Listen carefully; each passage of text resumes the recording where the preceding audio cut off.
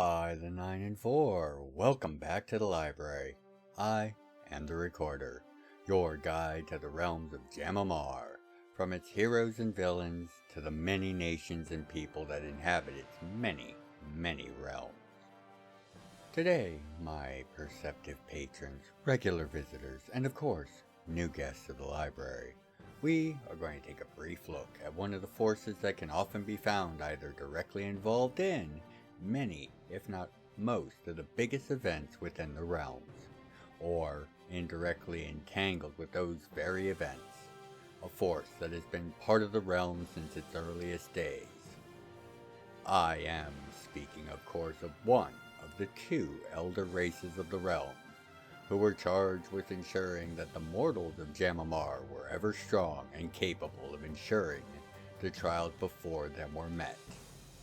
The elder race of the dragons.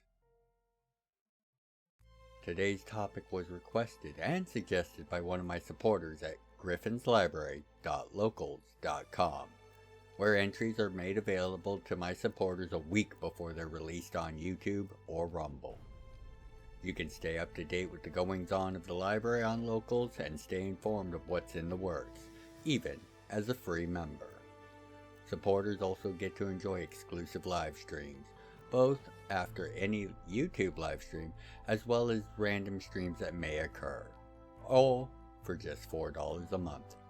So, I hope to see many more of you there as we continue to explore Jam'mar and her realms. Now, on to today's topic. Dragons. The very name inspires awe and fear, or reverence, in most that hear it. Huge, scaled beasts capable of leveling entire villages and towns. The patrons of the Dragon Knights who battle not only against their opposite number, but against these very worms themselves. Dragons have been a mainstay of the realms since before the mortal races even existed, being one of the two elder races created by the Nine Wings during the time before time, in the appropriately named Age of Elders. Like their elder compatriots, the IttR, there were 36 dragons first created by the Nine Wings. Unlike the IttR, who were birthed in 9 clutches of 4, the dragons were birthed in 4 clutches of 9, given the duty of serving the Nine Wings plan as an eternal measure of power and strength, a challenge to be met by all of the Nine Wings' children. Dragons come in many forms, and while the greatest of their kind can move between them, most cannot. Large and scaled, dragons typically have 4 limbs and a set of powerful wings, although this can vary between the various draconic bloodlines drastically. Most of the lines that are more prominent and well spread tend to be very well adapted to the environments they live in, be it swamps, mountaintops, or volcanic wastes. They also do not die of old age and never stop growing in power, even if their physical growth slows greatly after their first 1,000 years or so. They were to keep the realm strong by being an ever-present guide and challenge. For if the other races could not prove themselves, could not keep the dragons suitably at bay, then dragonkind would inevitably come to rule all, in the Nine Wings' name, of course. However, the presence of their elder siblings in the IttR served as an immediate counterbalance to this drive, for they wished to lead the mortal races to come every bit as much as the dragons wished to rule them. Their innate powers to reshape and improve objects and creatures, including themselves, would see the creation of several beast or savage races that are known across the realms, each created as a challenge or a way to keep things moving in ways of interest for the dragons, for they desired all to fall within their purview, from the lowest beasts to the greatest minds, and shaping the threats that a culture must face shapes them just as readily as choices that must be made to face those presented challenges and threats. Dragons are vastly intelligent and capable of planning in the decades and centuries range as a matter of course.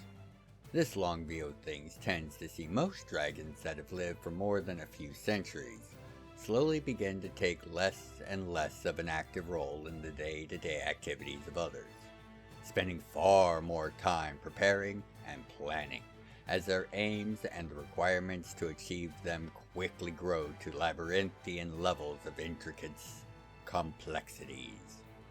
Combined with even their vastly reduced powers as compared to the firsts and their firstborns that they currently wield, any one of these designs, if seen to its full fruition, could see the entire shape of the realms changed forever.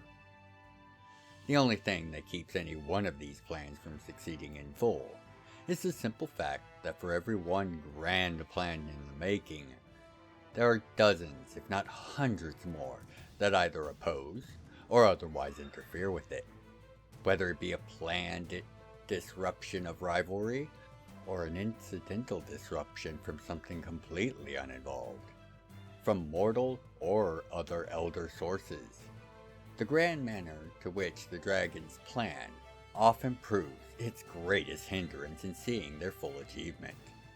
But many dragons are more than aware of this after a few centuries, and spend just that much more time to make sure that at least incremental gains to a greater goal is achieved, no matter if the larger plan fails to achieve its aims. Thus, dragons have ever been a force present within the realms of Jam'mar, many of the most impactful events amongst its ages. However, an examination of those actions will be the topic of another entry, to be compiled soon. Have no fear, our examination of the dragons is far from done. For now, however, my perceptive patrons, regular guests, and of course, new visitors to the library, it is time for us to part ways until your next entry. Of course, if you wish to join me on the live stream to be held soon after the release of this entry, I'd be more than happy to answer any questions you may have. Keep an eye out on the channel, as well as at Gryphon'sLibrary.locals.com, where I post all my updates first, and for the times of streams, as well as some exclusive content. Until you next make your way back to the library for another entry, I have been the recorder, and by the 9 and 4, be well, take care of yourselves and each other. If you'd like to contribute to the further exploration and explanation of the realms, please consider leaving a comment, a like, and sharing the video around. I read all the comments and make efforts to reply to each. Thank you for helping to grow the channel, and know I look forward to each and every one of your comments. Other methods of support can be found in the channel's description. Thank you for watching.